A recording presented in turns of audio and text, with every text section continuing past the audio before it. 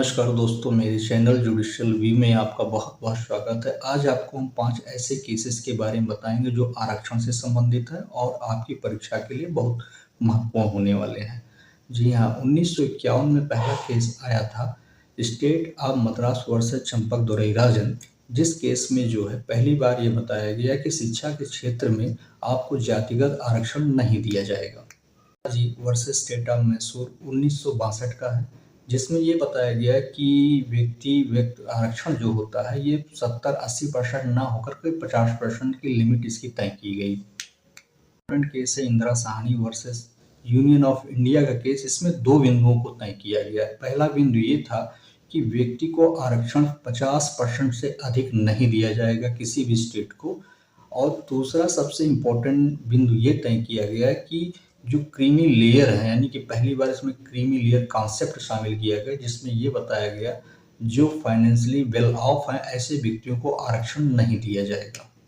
2006 में आया M Nagarajan versus Union of India, जिसमें ये बताया गया है कि आपको आरक्षण प्रमोशन में कैसे प्रदान किया जाएगा। एससी एसटी या फिर ओबीसी जो कि आरक्षित वर्ग हैं, उन्हें उनकी नौकरियों में भी जो है प्रमोशन के लिए आरक्षण की व्यवस्था की गई। केस 2022 में जनहित अभियान PIL के तहत एक लिटिगेशन दाखिल की गई, जिसमें 10% का अतिरिक्त आरक्षण आपको ऐसे इकोनॉमिक वीकर्स को प्रदान किया गया जो आर्थिक रूप से कमज़ोर हैं, सामान्य वर्ग के व्यक्ति हैं। यानी कि आपको एजुकेशन या फिर नौकरी में अगर इकोनॉमिक वीकर हैं तो आपको 10% का आरक्षण दिया जाएगा, विशेष सामान्य व्यक्ति को।